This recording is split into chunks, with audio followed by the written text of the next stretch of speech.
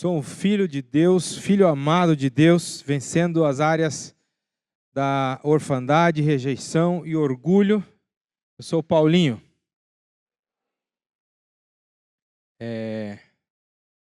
Eric, faz favor, ergue um pouco o volume aqui, que eu não estou ouvindo. Aí eu vou começar a gritar aqui, parece que eu estou bravo. Eu quero fazer uma oração com vocês. Deus querido, nós te louvamos, nós te agradecemos pelo privilégio de estarmos aqui, te agradecemos pelo privilégio de termos a oportunidade de participar do 30 Semanas e de poder ter um momento como esse, de ouvir um testemunho tão maravilhoso que engrandece tanto o teu nome, que exalta o seu poder. Nós te louvamos por isso. E nesse momento eu quero te pedir, Pai, que o Senhor possa encontrar aqui corações abertos, dispostos, sensíveis à sua palavra, e que essa palavra não volte vazia, Pai, que ela realmente penetre o mais profundo possível nos corações e produza os frutos que ela é capaz de produzir. Em nome de Jesus que eu te peço. Amém. É muito bom poder estar aqui. Depois que a gente mudou para cá, eu não tinha conseguido ainda, né? Primeira vez, estou estreando no 30 hoje, ó. No 30 nesse endereço, né? O Eric, faz favor, mais um pouquinho, ó, aqui embaixo e ali, porque tá bem baixinho mesmo, quase não. Aí tá começando, aí, obrigado. Agora sim. Senão eu vou começar a gritar aqui e fica meio estranho. Então, eu estou muito feliz por poder estar aqui, por poder compartilhar com vocês este tema tão profundo e tão necessário para o ciclo de 30 semanas. Eu gostaria de pedir uma salva de palmas para vocês que estão na 18ª semana do 30. Por favor, por gentileza. Vocês merecem, parabéns. Uma das características mais necessárias para a ação de Deus nas nossas vidas é a persistência. É muito comum você ver pessoas começando e não conseguindo persistir. Então, se você está aqui hoje, nessa 18ª semana, significa que você já passou da metade. Olha só, isso não é pouca coisa não. Né? Já passou da metade. Daqui a pouquinho você já está encerrando este ciclo e no próximo ciclo você já vem servir. Né? Amém? No próximo você já vem servir para que outras pessoas possam ser abençoadas assim como você foi abençoado. E nós estamos nessa 18ª semana na decisão 5, na 5ª decisão, que é eu decido obedecer. Fale bem alto assim, obedecer. Isso. Por que é tão importante entendermos que a nossa caminhada com Cristo passa pela obediência? Porque a palavra de Deus afirma que sem fé é impossível agradar a Deus. Sem fé é impossível agradar a Deus. E a nossa jornada com Cristo, ela depende de nós entendermos que nós nascemos para agradar a Deus. O propósito da nossa vida é agradar a Deus. O propósito da nossa vida não é constituir família, não é ter uma profissão, não é conquistar bens materiais, não é ter filhos, não é vir à igreja. O propósito da nossa vida, comum a todos nós, é agradar a Deus. E a palavra de Deus afirma de que sem fé não tem como agradar a Deus. Sem fé é impossível agradar a Deus. E onde que entra a obediência? Porque a obediência passa pelo fato de que nós não precisamos entender, nós não precisamos ver, nós não precisamos ter uma compreensão total. A gente simplesmente tem que dizer o que para Deus? Sim. Obedecer a Deus é simplesmente isso. Eu não preciso enxergar, eu não preciso ter uma compreensão lógica daquilo que eu estou tendo que obedecer ou não. Então, é impossível obedecer a Deus sem fé. Ao mesmo tempo que é impossível você ter fé e não passar pela obediência. Se é impossível você ter fé e não passar pela obediência, se você decide não obedecer, você está automaticamente desagradando a Deus. Percebe que é uma corrente? É como se fosse um ciclo. Se você não obedece, você não está cumprindo o propósito da sua vida. É por isso que nós enfatizamos tanto o fato de que, biblicamente, a gente pode afirmar que Jesus não veio para ser somente o nosso Salvador, somente o Salvador da nossa alma. Jesus veio para ser o Salvador da nossa alma, Ele pagou um preço para que nós não pereçamos eternamente. Mas Ele veio também para ser o Senhor das nossas vidas. Diga comigo assim, Senhor. E quando nós pensamos em Senhor, a primeira coisa que deve vir à nossa mente, tem que vir à nossa mente, é o princípio da obediência. Obediência. E se eu não entendo isso, eu estou vivendo de uma forma que desagrada a Deus. Por quê? Porque se eu não obedeço, eu não consigo demonstrar a minha fé. A minha fé, ela passa pela obediência. Porque Deus diz, o povo do Egito o povo de Israel tinha saído do Egito, estava prestes a chegar na terra que eles iam conquistar, que Deus ia entregar para eles.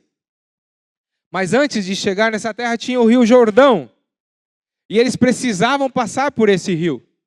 E é um rio que, se eles entrassem nele, o povo ia morrer afogado. E Deus disse para Josué, faz o seguinte, chama os sacerdotes, coloca a arca no ombro dos sacerdotes e diga aos sacerdotes para eles marcharem em direção ao rio e entrar no rio. Que a partir do momento que eles entrarem no rio, eu vou fazer com que o rio abaixe a ponto de vocês conseguirem passar em terra seca. O que aqueles sacerdotes precisavam? Fé. Porque senão eles sabiam que iam morrer afogados. E a Bíblia relata que quando eles tocaram os pés nas águas, se formou uma barreira acima e o povo de Israel passou em terra seca. Você consegue perceber a relação profunda entre fé e obediência? Com esse exemplo, ficou claro que você não pode ter um ou outro, que um precisa do outro para ser concreto, para não ser uma fé morta, para não ser uma fé que você não consegue nem sequer vivenciar ela nos seus dias, se você não passar pela obediência. Então, essa decisão talvez seja uma das decisões mais difíceis no processo de cura, de libertação e de crescimento espiritual. Porque essa obediência, eu não preciso entender o que eu estou obedecendo. Eu não preciso compreensão, eu só preciso de fé, que aquele que me deu a ordem me ama, porque eu sou um filho amado. Quem tem filhos aqui? Levanta a mão assim, por gentileza. Aí, muito obrigado. Então, vai ser fácil. Você mandaria um filho seu, você abriria o capô do carro assim, sabe que a bateria do carro está nova. Você mandaria um filho seu segurar com uma mão em cada polo da bateria assim, eu estou Estou com bateria bem latente assim, ó. Rasguei minha mão trocando uma bateria ontem. Então isso aí está bem latente na minha mente. Você mandaria seu filho colocar uma mão em cada polo da bateria assim e você daria partida na bateria? No carro? Você faria isso? E ó, perceba que você é um pai terreno, falho. Concorda que você é falho? Eu sou muito falho. Tem muita gente que me elogia como pai. Você é um exemplo de pai. E eu percebo todos os dias que eu erro pra caramba. Só que o nosso Pai Celestial, ele não erra, ele não falha. Então, se ele está mandando, eu preciso confiar de que o que ele está mandando eu fazer será bom para mim. É por isso que a fé é tão necessária para eu agradá-lo. Porque se eu não tiver fé, eu não agrado a Deus. Então, como introdução, eu gostaria que você tivesse claro na sua mente que esse princípio, essa decisão aqui não está à toa. Ela está aqui com tantas lições integrados nesse princípio de obedecer, porque é muito importante você entender a necessidade da obediência no seu processo de cura, de libertação, de crescimento espiritual. Amém? E hoje, dentro desse processo de obediência, Deus nos dá uma ordem. Qual é a ordem? Saia da sua zona de conforto. Saia da sua zona de conforto. Quando nós falamos de zona de conforto, às vezes pode causar alguns tipos de mal entendidos na mente da maioria das pessoas. Mas, no sentido da lição de hoje, da decisão de hoje, da semana 18, sair da zona de conforto é algo muito simples, por mais que não seja de fácil entendimento, é algo muito, mas muito simples. Só um instantinho, por gentileza. Isso. Imagine você com o pé quebrado e alguém engessa o seu pé. O médico ortopedista engessa o seu pé, certo? Nos primeiros dias ali, você vai sentir o mal-estar. É ruim, é horrível. Porém, conforme os dias vão passando, você vai se acostumando com o gesso. Daqui a pouco você está até colocando... Não imagine que seja, não é o pé, é o braço. Esse osso aqui quebrou, certo? E aí o médico engessa daqui até aqui, assim, e deixa só esse dedão para fora, os dedos por aqui, passa o gesso aqui, e você com o gesso aqui. Nos primeiros dias é horrível. Porém, quando o tempo vai passando, você vai se acostumando com aquele gesso. A ponto de chegar nos 30, 40, 50 dias, você nem se lembrar de que está com gesso. Por quê? Porque o seu organismo ele vai se acostumando com aquela zona de conforto. Ele não precisa fazer força para se mexer. Você não pega nada com o braço porque ele está engessado. Ele está com uma tipóia. A tipóia até que incomoda um pouco. Mas o seu braço em si, ele começa a se acostumar com aquilo. E começa a se sentir numa zona de conforto.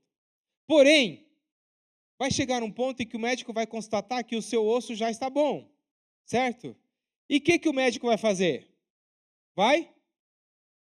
Ele vai arrancar o gesso. Porque se ele não arrancar o gesso, o que vai acontecer com o seu braço? Vai atrofiar. Ele vai deixar de ter o funcionamento pelo qual Deus fez ele para funcionar. Olha, eu estou dando uns dados muito leigos. Me perdoem os médicos, as pessoas da medicina que estão aí, da saúde. Mas eu entendo dessa forma, que se o médico não tirar o gesso, por mais que eu esteja acostumado, até goste daquela coceirinha que dá às vezes assim, o meu braço vai atrofiar. Daqui a pouco eu não estou conseguindo mais nem mexer as mãos. Por quê? Porque o braço começa a perder a funcionalidade e ele para de desenvolver. Então eu preciso tirar o meu braço daquela momentânea zona de conforto. É dessa forma que eu quero que vocês imaginem a zona de conforto a qual nós estamos falando nessa noite. Algo que, se você não sair dessa zona de conforto, o seu crescimento ele estará totalmente comprometido.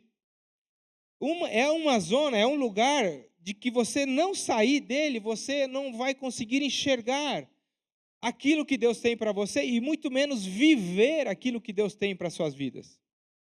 Então entenda, quando nós estamos falando de zona de conforto, não estamos falando simplesmente de um momento de descanso, não, estamos falando de coisas nas nossas vidas que parecem que são confortáveis, porém nos impedem de avançar. Zona de conforto, neste sentido que nós estamos falando, é isso.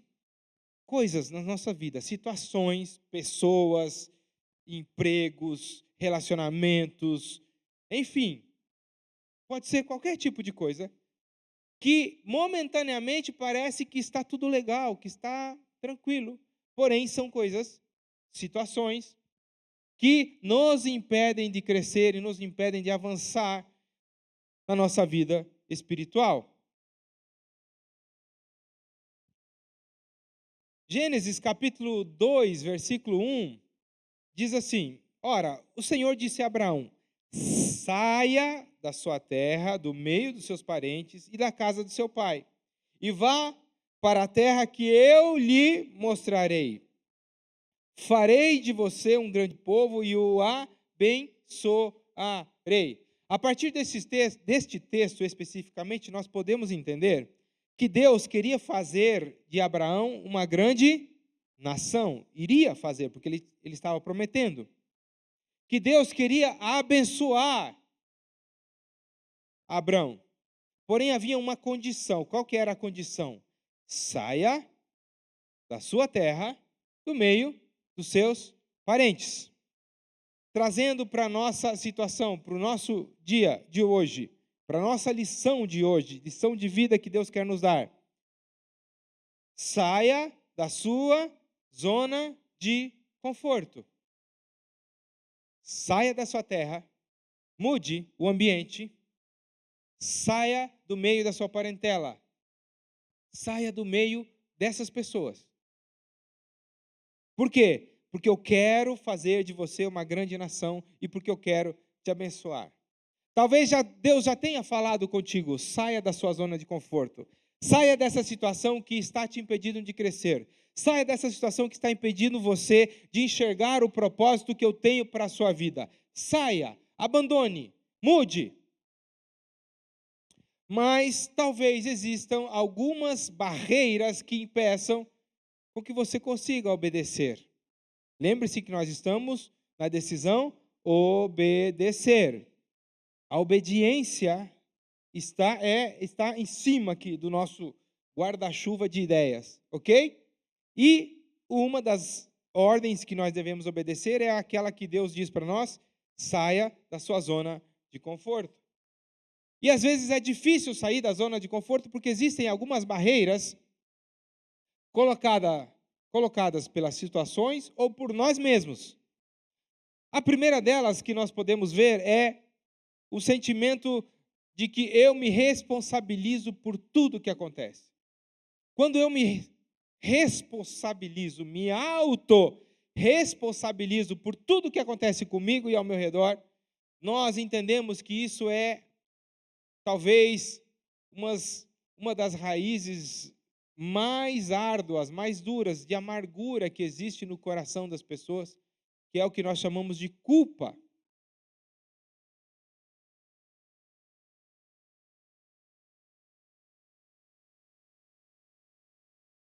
Diariamente, em aconselhamentos, nós enxergamos pessoas sofrendo dos mais diversos problemas.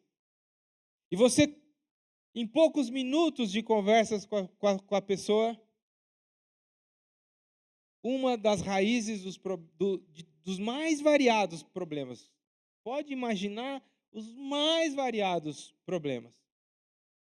Uma das raízes desses problemas mais comum é o sentimento de culpa. Eu não deveria ter agido dessa forma.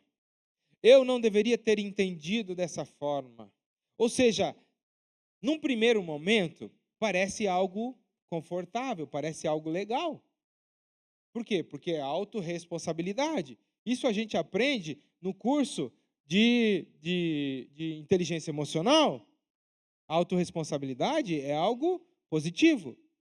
Porém, existe uma linha que separa a autorresponsabilidade do sentimento de culpa. Porque a autorresponsabilidade me traz o quê? Solução. Diga assim comigo, solução. E a culpa me traz problema.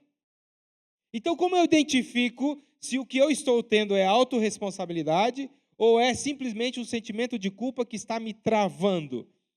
Você chegou atrasado no trabalho, por exemplo. E aí aquele que é responsável por te cobrar que você chegue na hora certa, te procura. E enquanto você está indo a caminho desse responsável, seja um gestor, teu patrão, quem for, você já vai pensando, o que eu posso dizer para que ele não me mande embora? E aí você fala, eu acho que eu posso inventar que o carro estragou no meio do caminho, tal, e você começa a ter umas ideias assim bem legais. Porém, quando você está a ponto de falar com essa pessoa, o Espírito Santo grita no seu ouvido e te traz um sentimento de autorresponsabilidade. Você fala, olha só, eu poderia ter me adiantado, poderia ter saído antes de casa, mas eu não fui sábio o suficiente, acabei saindo num horário que eu saio normalmente e aconteceu um imprevisto e por conta disso eu cheguei atrasado. Isso é culpa? Não, isso é autorresponsabilidade. Ou você pode estar chegando para a pessoa e você pode dizer, olha só, eu não coloquei o despertador na hora certa. Eu sempre esqueço de colocar o despertador na hora certa. Tudo que eu faço dá errado. Se você quiser me mandar embora, me manda embora porque eu mereço mesmo. O que é isso? É autorresponsabilidade ou culpa? Porque vai trazer um problema. Ele mesmo está trazendo um problema para ele. Então, é possível identificar autorresponsabilidade e culpa. E a culpa nos impede de sair das nossas zonas de conforto. Por quê? Porque ela é uma barreira. Eu nunca progrido, eu sempre vou igual caranguejo, para trás ou para o lado. Se em vez de ser autorresponsável, eu simplesmente sou uma pessoa que fico me culpando e tenho a culpa como algo bom, algo positivo, eu nunca vou crescer espiritualmente, eu nunca vou chegar ao ponto de dizer, eu sou um filho amado de Deus em lutas e em vitórias. Vai ser sempre luta. Outra barreira, vitimização, que está muito ligado com esse sentimento de culpa. São pensamentos de que eu sempre estou em dívida. Sabe? Eu não mereço. Há 8 meses atrás, meu carro deu PT na caixa de câmbio. E há 8 meses atrás, há 8 meses eu estou vivendo diariamente provisão de Deus na minha vida, em relação a um monte de coisa. E uma das coisas que mais dá vontade de fazer por causa do meu temperamento, de algumas dificuldades que eu tenho, é impedir que pessoas tenham o privilégio de me abençoar nesse momento de dificuldades, sem carro, com a família, com 3 filhos, com filha para fazer terapia toda semana, um monte de coisa, igreja, vai e volta. E uma das maiores tentações que eu tive diariamente é impedir que pessoas tenham o privilégio de me abençoar. Por quê? Por conta da vitimização. Sabe? Deus já me abençoa tanto. Não vou incomodar, sabe? Parece um senso de né, de autorresponsabilidade, não vou incomodar. Mas se eu não desse ouvido ao Espírito Santo, eu não teria dado tantas oportunidades para pessoas serem abençoadas através da generosidade delas com a minha pessoa e com a minha família. Se eu tivesse dado ouvidos à vitimização que vem à minha mente o tempo todo, eu não teria dado tantas oportunidades para tantas pessoas me abençoarem. E eu não teria conseguido enxergar Deus agindo na vida dessas pessoas e me dando literalmente presentes inimagináveis. Isso me teria deixado numa zona de conforto que seria, eu não vou incomodar, eu vou viver aqui meu problema, eu resolvo, né, e tal. E não teriam me permitido ter crescido anos de fé em 8 meses. Nesses 8 meses eu tive um crescimento espiritual que não tem como explicar. Se eu desse lugar à vitimização, à culpa e a todas as outras essas barreiras que nós vamos ver aqui. Outra barreira, o erro. Quem gosta de futebol aqui? Tem alguém que gosta de futebol? O que faz um cara ser goleador? O que faz um cara ser... Qual é a primeira característica de um goleador? Hã? Quem pode me ajudar a pregar aqui? O que ele faz? Ele chuta pro gol. Vocês conhecem algum goleador que não chuta pro gol? Tem uma briga entre Messi e Cristiano Ronaldo. Todos os anos eles ficam vendo, né? Eles não, os outros, porque ficam preocupados com a vida dele, ficam querendo saber quem que vai ter mais gols naquela temporada. Agora, nós vemos os números de quantos gols convertidos eles têm na sua carreira, certo? Só que ninguém para pensar em quantos chutes a gol eles erraram. Você já parou para pensar nisso? Cristiano Ronaldo. Não vou falar do Messi, porque todo mundo sabe que eu sou argentino de alma, daí vai achar que estou puxando sardinha, né? Mas Cristiano Ronaldo, tem um cara mais disciplinado do que Cristiano Ronaldo? Não tem. No futebol, a gente não conhece. Agora, pergunta, quantos chutes a gol Cristiano Ronaldo já errou? Talvez o número seja bem maior do que os números de gols que ele converteu. Isso significa o quê? Que só acerta quem? Quem erra. Não tem como você acertar tudo. Então você nunca vai experimentar a alegria do acerto se você vive com medo de errar. Fale para a pessoa que está do seu lado, perca o medo de errar. Em nome de Jesus, perca, jogue fora o medo de errar. Quarto lugar, domínio. Nós vivemos numa comunidade de fé em que estamos rodeados de pessoas de sucesso. E quando eu falo de sucesso, é sucesso aos olhos humanos mesmo, sabe? Eu não sei se vocês sabiam, mas aqui na nossa igreja, por exemplo, nós temos irmãos que são milionários. Vocês sabiam disso? Nós temos irmãos que são milionários. Aqui na nossa igreja nós temos irmãos que chegaram ao topo das suas carreiras. Onde eles chegaram não tem mais para onde ir. Carreiras de concurso, carreiras de... Não tem mais ninguém acima deles. Já parou para pensar nisso? É sucesso ou não é sucesso? Com isso, o que eu quero trazer a reflexão? Que nós vivemos num ambiente em que as pessoas estão relativamente acostumadas a ter sucesso nas suas vidas. Seja em quais áreas foram. Nós temos pessoas aqui, nós temos adolescentes, jovens, que não teriam como pedir para Deus pais melhores. E eu falo isso com conhecimento de causa, de conhecer a vida das pessoas. Sabe, pais que você olha assim para eles, poxa vida, não erraram em nada, acertaram em tudo com esse jovem, com esse adolescente. Então nós estamos acostumados a ver pessoas que têm relativos sucessos. Esses sucessos, aos olhos humanos, traz para nós que convivemos, para todos nós, um senso de que tudo é possível. Com muita disciplina, com trabalho árduo, com bons contatos, com um bom GA, tudo é possível, tudo eu consigo.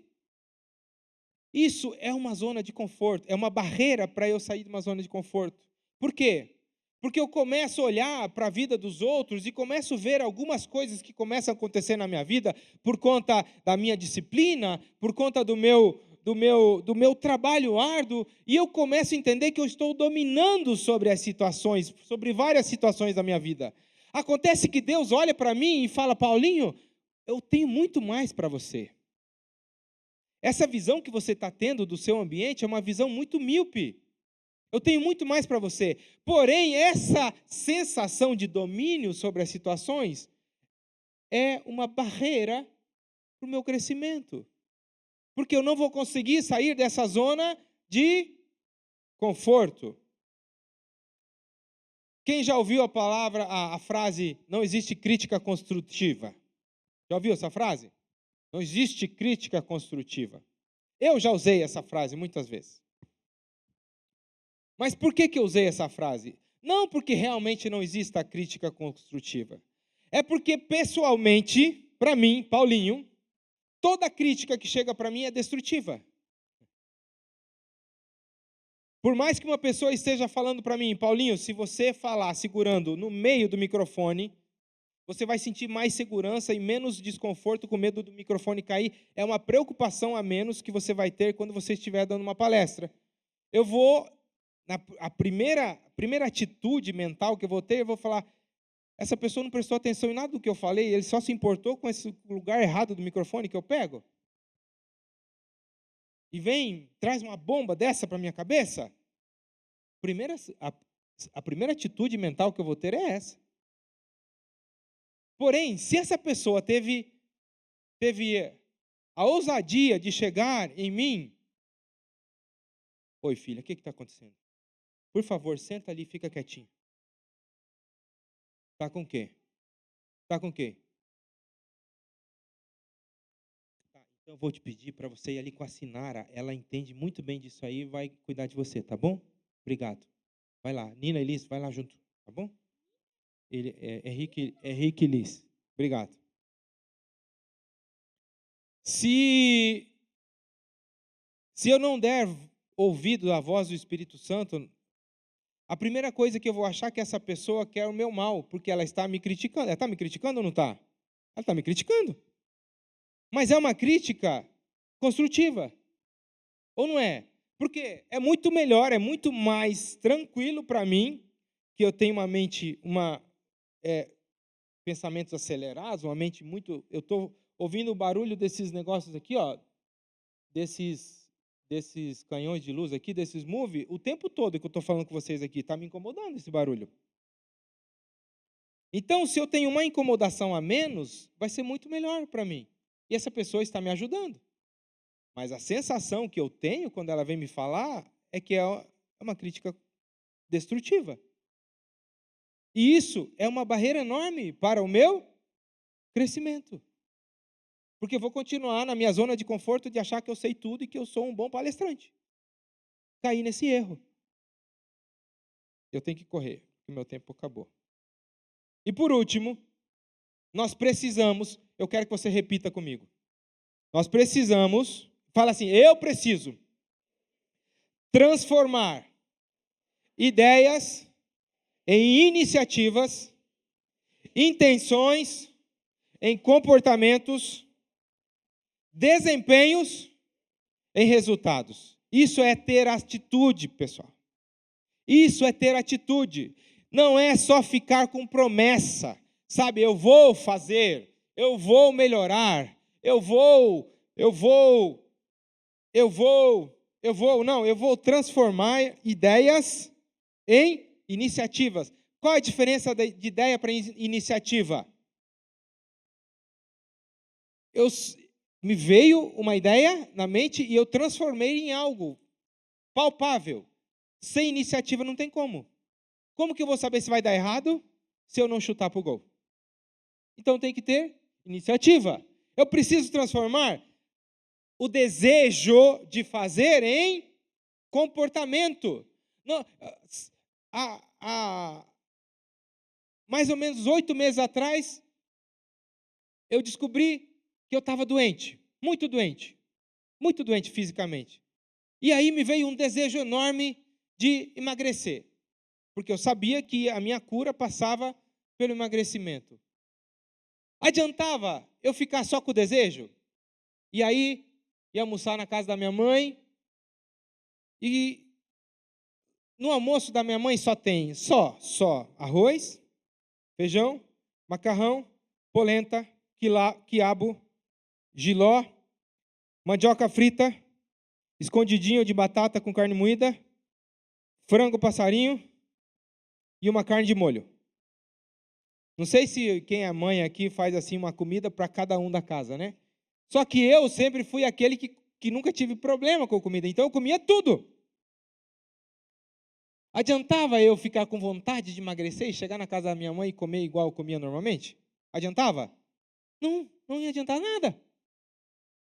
Né, Tiago? Tiago conhece, Tiago já foi lá. É assim ou não é? Né? Você olha para a mesa, parece um buffet de restaurante. Mas não, é casa de uma mãe mineira. Perguntas para você. Será que você faz tudo o que sabe? Será que você faz tudo o que diz? Será que você faz tudo o que pode?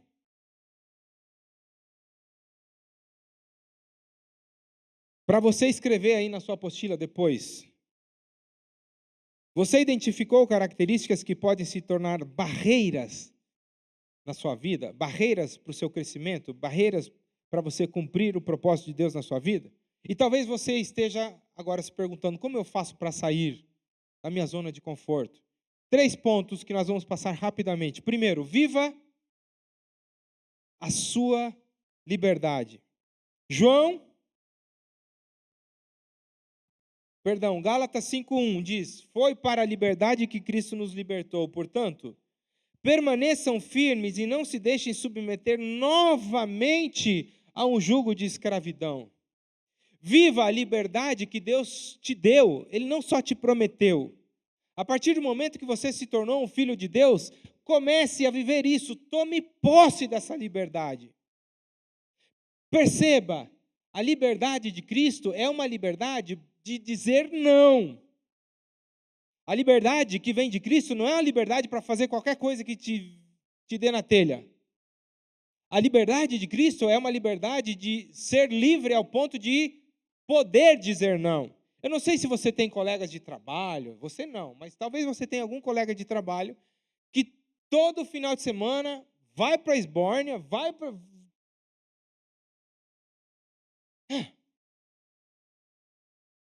só porque não consegue dizer não para os amigos. Essa pessoa é livre? Essa pessoa faz o que quer? Não. Ela está fazendo o que as amizades estão levando ela para fazer. Então, a liberdade de Cristo é uma liberdade tão plena a ponto de eu poder dizer não àquilo que Deus mandou dizer não. Segundo, mude a partir de pequenas ações. Então, vou trazer de novo essa questão da minha alimentação. Adiantava eu simplesmente falar, a partir de hoje eu vou emagrecer e ir almoçar na casa da minha mãe todos os dias? Não, porque eu tenho força de vontade, eu vou comer só o franguinho que a minha mãe está fazendo. Adiantava? Eu tinha que ter alguma atitude, eu tinha que mudar algum comportamento, eu tinha que mudar alguma rota, fazer alguma curva. Então, com pequenas curvas, a gente consegue mudar uma rota inteira. Faz sentido para você? Pequenas mudanças, comece pequeno, não tente fazer tudo de uma vez, mas tenha iniciativa, não somente vontade, não somente ideias.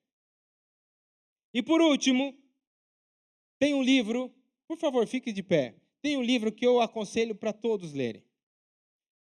O título desse livro é Em Seus Passos, o que faria Jesus? Alguém já leu esse livro aqui? Olha só, é bênção, não é?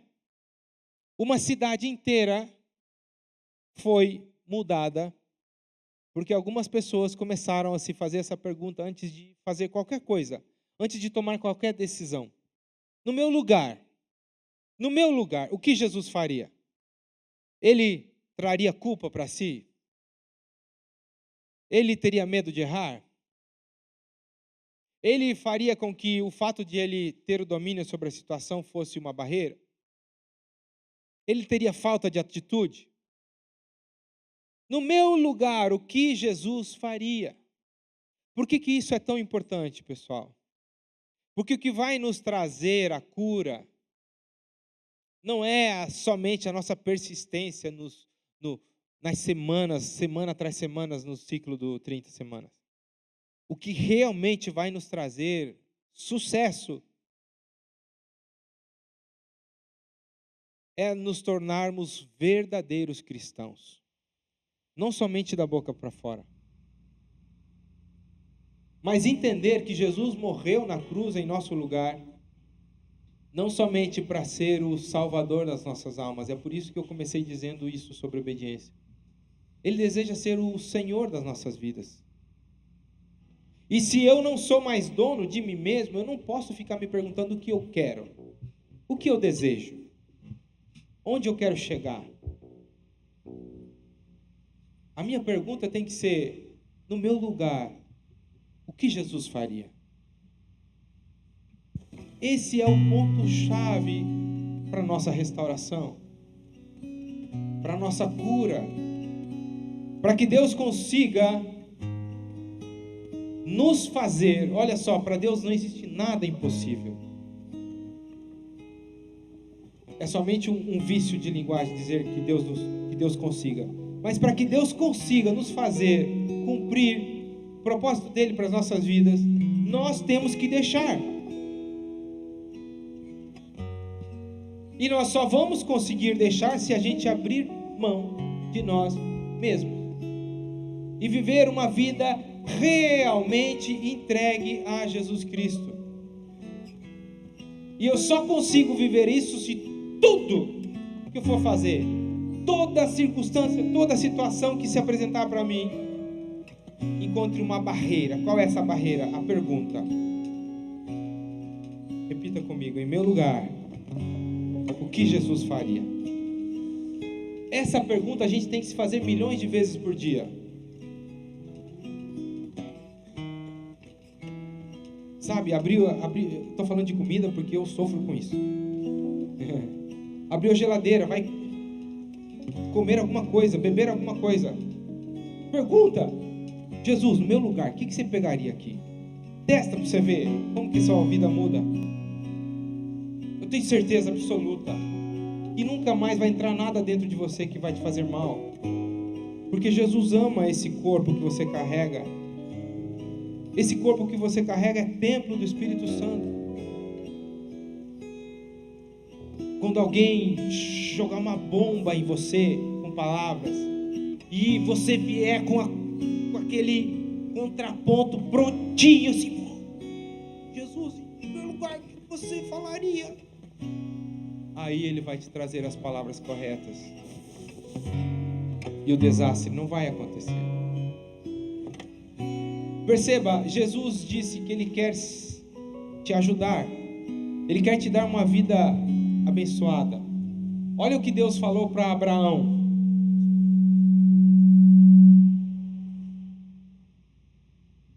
Depois que Ló separou-se dele, Deus disse a Abraão: de onde você está, olhe para o norte, para o sul, para o leste e para o oeste. Toda a terra que você está vendo, darei a você e a sua descendência para sempre.